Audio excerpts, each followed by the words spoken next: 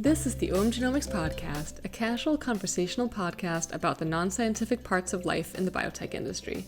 We're your hosts, Maria Nadestad and Robert Debunking. Today we're talking about job hopping. So job hopping is when you work at a company for 1 or 2 years and then you move on to the next one because presumably you're looking for a higher paying job. And so job hopping is the act of doing this repeatedly. So why are we talking about this today? Well, we saw a Twitter discussion about job hopping where a few hiring managers mentioned that they see job hopping as a red flag when hiring. So we wanted to add our opinions without getting caught in a Twitter fight. So we figured a podcast would be a better medium that is more conducive to nuance and discussion of complex topics. Do you want to get us started? Yeah. So there are some obvious pros to job hopping and then some cons, which I think are mostly just fear-based. But in brief, the pros of job hopping, I think, are generally considered that you could get a higher salary pretty quickly compared to staying at a company. And that's usually because companies don't really tend to give you raises as fast as you can get a raise by switching jobs every year or two. This is especially true in tech, I think, and we're both, I guess, somehow part of the Bay Area tech scene in that universe where job hopping is definitely seen as pretty normal, I think. I haven't really job hopped a lot. You have more experience with that. So what are the kinds of salary bumps that you have seen for maybe a company where you got a raise and then you switched jobs instead of just staying at the company that gave you the raise?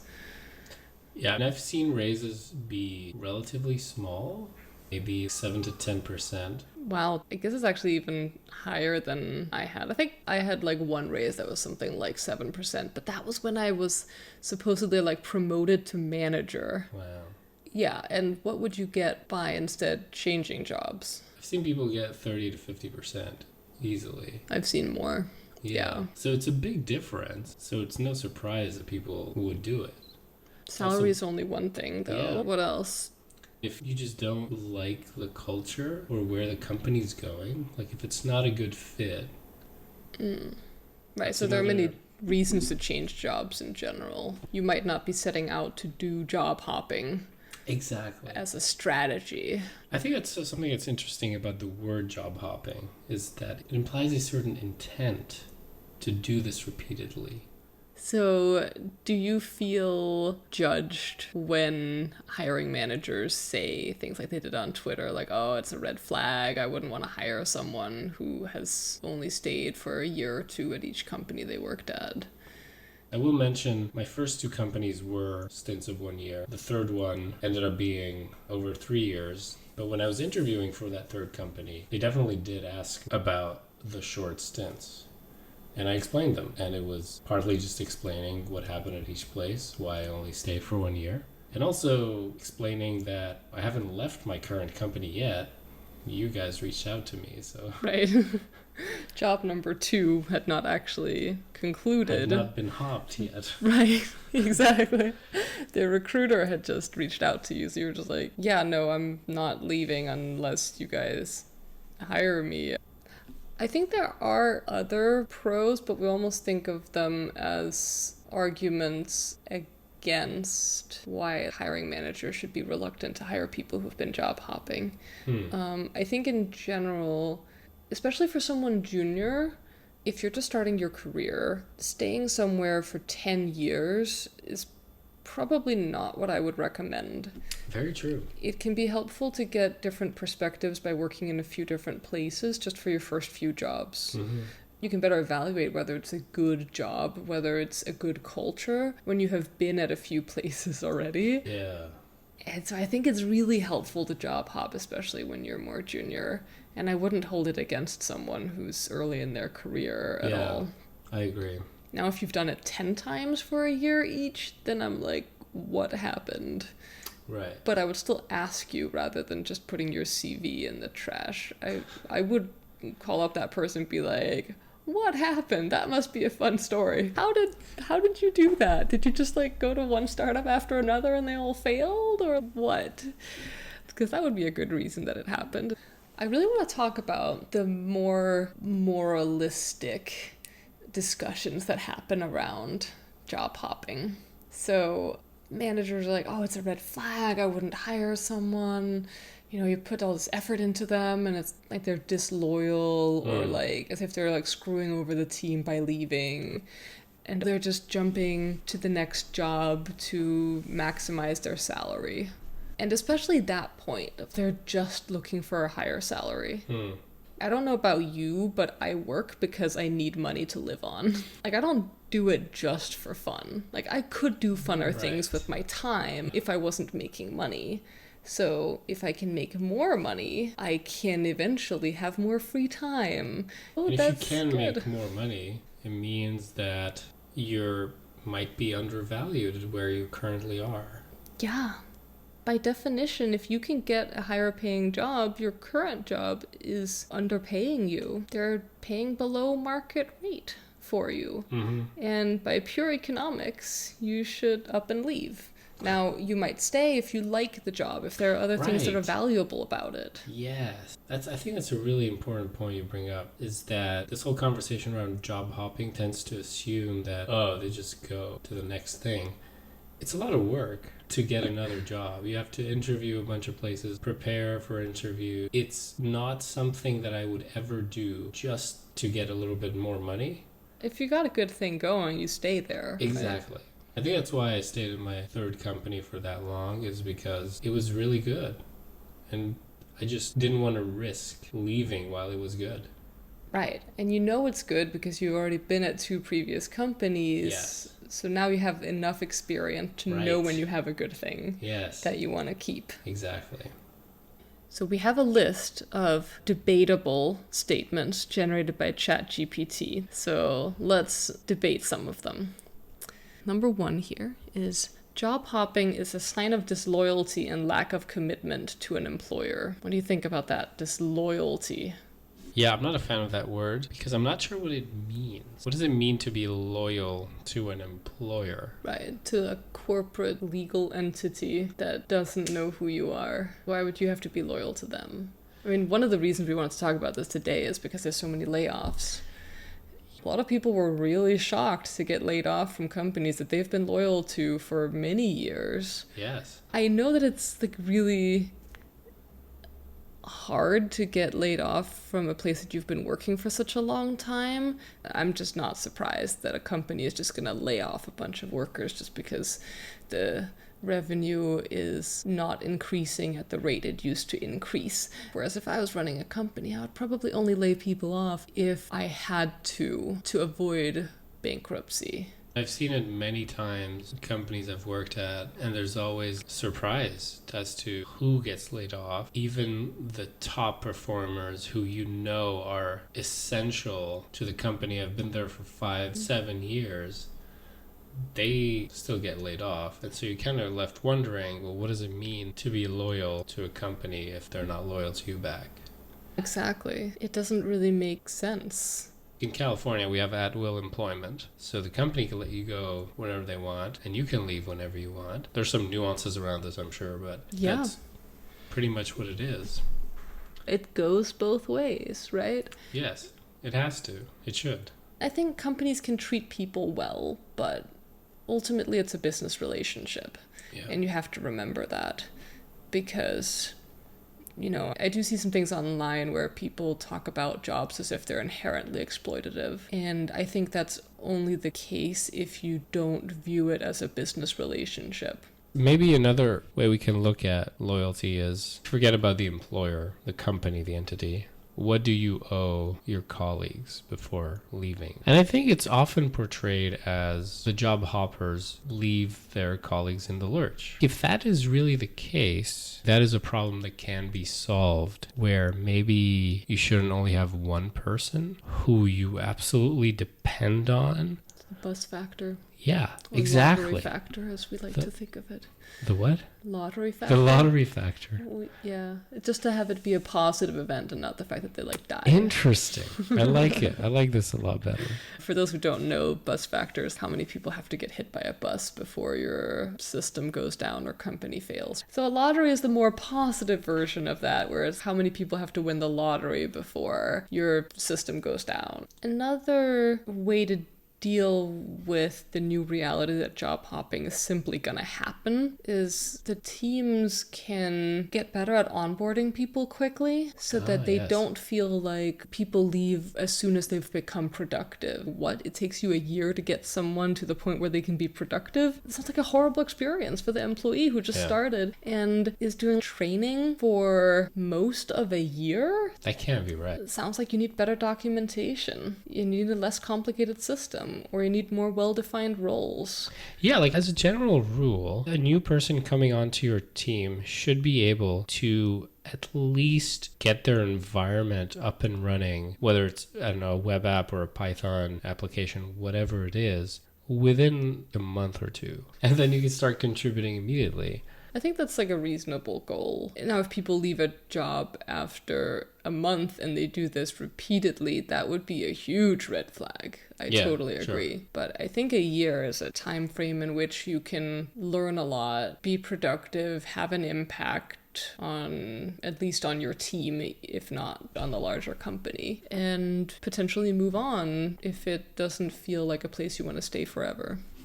So this kind of brings up the other side of the coin, which is what are the downsides of job hopping for the team? I know some people have talked about, we spend all this effort training new hires and then they just go. So it's a lot of effort spent up front for relatively little in return. How do we deal with that? Getting them up and running quickly is one way, and then think about what you can do to make the person stay. Higher raises, growth opportunities. If you're like, oh, we're training this person and we thought we were going to be able to have them be the tech lead on the team, did that person know that that opportunity was around the corner? Because I think people often leave if they don't feel like there's forward movement in their career, and they can get that forward movement elsewhere. We want to grow junior people into senior people quickly, and I think job hopping is often the best way for them to experience enough different ways of doing things in tech or in biotech. Actually, that brings a good question perhaps, like how is this different in the biotech industry versus the tech industry? Because we are supposed to be talking on this podcast about biotech and not just tech. What do you think of the differences, Robert? I'm putting you on the spot. I could also give my own thoughts first. Do you have thoughts? Sure, I can give some thoughts. Let's try that. So I'm thinking that there might be a lot more niche knowledge in biotech. Some of the companies have pretty deep technologies and complex algorithmic problems that they have solved over many years. Many things they have tried, many biological realities and complexities that they have to know in detail. We don't all happen to do our PhDs in exactly the specific niche topic that our company works on. So you end up doing almost a second PhD's worth of understanding that technology. That's maybe where some of the people saying it takes us a year to train up this person. A lot of that might be because they have these complex technologies. I think there's still a way to get around that though. On any team, prioritizing having good documentation and having things explained in writing and videos so you don't have to learn for a year by bothering your colleagues with questions to understand how a system works. Yeah, and I feel like regardless of how complex a technology is, you have to have starter projects for newcomers that are feasible without necessarily understanding the physics behind your technology. Right. Like I briefly mentioned the idea of having more well-defined roles in addition to good documentation. If you think of the overall system as being modular, if you don't need every person to understand the whole system, but just to understand the piece that they're working on and how it interfaces with the rest of the system, that way people can be productive faster and they don't have to be an expert on the entire system in order to be productive. They can specialize, and I think that's necessary. Yes. So I would say, like, how can companies work with the reality that people often only stay a few years? You can't say, like, oh, our entire company's survival hinges on everyone staying here 10 years, because I'm sorry, you're going to be disappointed. So we talked about some of the positive aspects of how someone can grow more by changing jobs often. What do you think of the downsides in terms of growth? I think one downside that I've heard people talk about, and I agree with it, is that if you only stay at a company for a very short amount of time, then the code you write, the systems you create, you might not be there long enough to see the consequences of your mistakes or the tech debt that gets created or the new features that get tacked onto it along the way. Yes. Oh my god, I have like a visceral reaction to the things that get tacked on to it along the way. In fact, just the other day, I was working on something that was my first project at my job. And now it's been 3.5 years since I built that thing. And I'm looking at it now with slightly more experienced eyes, having a better understanding of the overall system and going like, ooh, I'm going to undo this decision I made early on, which is not too painful, fortunately, but just because some things have changed. And you can just see, like you said, how things get tacked on. A decision that you made at one point can become technical debt once the system evolves around it. That's very true. And that ties into something you said earlier about how job hopping might make more sense for junior folks. You know, if you're junior, you're not building new systems. That's a good point. You're just doing what people tell you to do mostly. You're building small things, which you're most likely to see the consequences of immediately. But yeah, if you're a senior and you're building systems, architecture, design type work. Yeah, you have a lot of chances to screw something up. Something that seemed like a very reasonable decision when you made it, and now you get to see the consequences of it. I guess the main thing that I wanted to get across as we talk about this is that I don't like that people tend to draw this moral black and white picture where like you're disloyal and your team is screwed if you leave your job within a year or two. Yeah. I don't think you owe your employer anything. I think you owe your team something. But if they haven't been able to get you to be productive significantly within a year, then it's probably better for everyone if you move on. All right. So, you know, I think it's one of these realities that people like to debate and say that it's a bad thing. Just saying it's a bad thing is not solving the issue. How are you as a team going to respond to the job hopping reality? Yeah, and you can avoid it, right? By giving people good raises and growth opportunities. That's how you get people to stay. Yeah, people will stay if they feel like leaving is risky because they have it so good. And if they're leaving, even though you've given them raises and stuff, maybe it's because they're not that excited about work anymore. And you could be better off getting some fresh blood. In fact, that was one thing I wanted to mention. My team has greatly benefited from the new people who have come in over the years. Like, I have noticed this nice new energy when a new person comes in and says, oh, we did this thing differently at my last job. Yeah. Let's try that here. So yeah, I guess that's my takeaway. Is like job hopping is inevitable.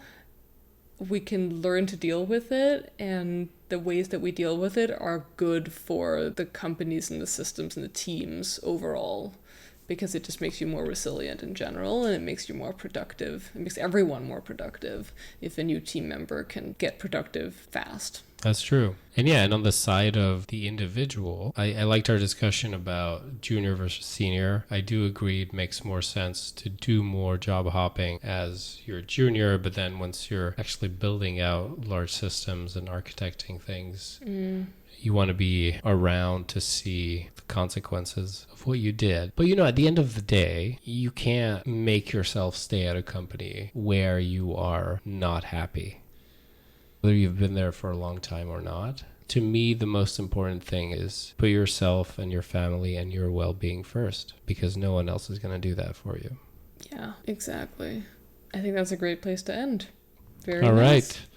You can all discuss with us on Twitter and YouTube, and go to omgenomics.com/podcast to leave us questions, and we will maybe someday answer some of them. Please like and subscribe. No, wait, that's YouTube. That's YouTube. Please rate us on all the podcast apps and stuff. Yes. All right, thank All right, you. thank you. Bye. Bye.